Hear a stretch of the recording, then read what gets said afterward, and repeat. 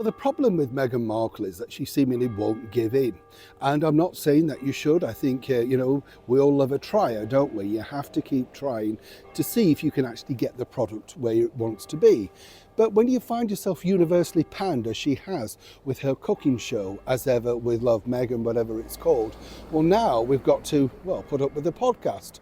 But here, behind the scenes, is what you don't know. As ever, let me explain. Morning, how are you? Thank you so much for taking the time out to join me today. Yes, and once again, congratulations to all of our chums out there. You made it, chums.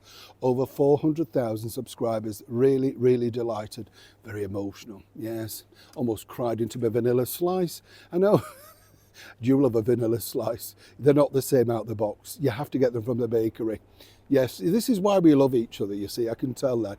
You need to get them out of the box, they're just plasticky, aren't they, as I call it. No flavour, nothing like a big dollop of fresh custard between those two crumpling pieces of flaky pastry. Yes, I've got you thinking, this is the thing. Once you set something in your mind, that's it, isn't it? You think, oh, no, forget the carrot dips and the hummus, let's get 2 vanillas in. Can you find a decent bakery though? Let me know, have you got a bakery near you that still sort of sells fresh stuff like that? Very hard here in London to find anything like that, you know what I mean? Something else that's not too hard to find, of course, is, well, how shall we put this nicely? Kindness, generosity, all the things that apparently Meghan Markle was going to speak about at length on her as ever cooking with Meghan, inviting family and friends round. Didn't really see many friends, really, did you? People she's paying, but not many friends. Now, all thanks to Lemonada, she's back with another podcast. Now, as we know, people will be sort of sharpening their knives because after the previous series with Spotify, the audio company that literally paid them millions of pounds, you can understand how they're thinking, well, can she do any better this time around? And that's where, again, it gets really interesting.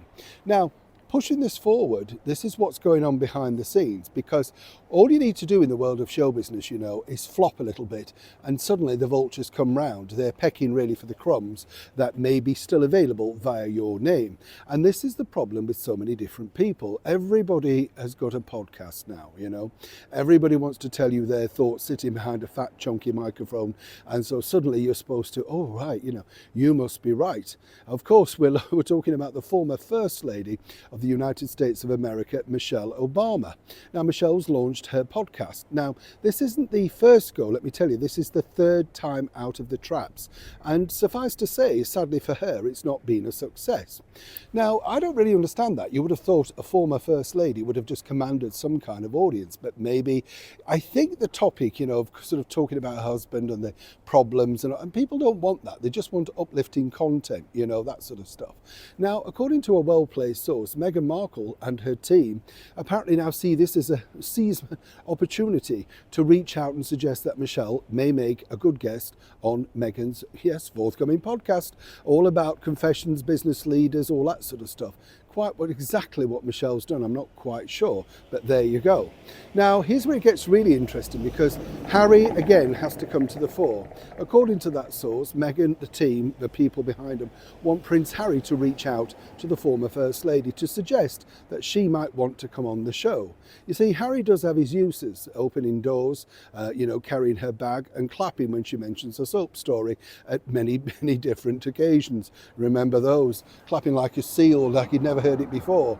And you see, of course, what would be quite good, the way they're going to sell it, is that, well, I'm new to the game, you're experienced, you've got your name, I've got my name, they can't criticise us both together.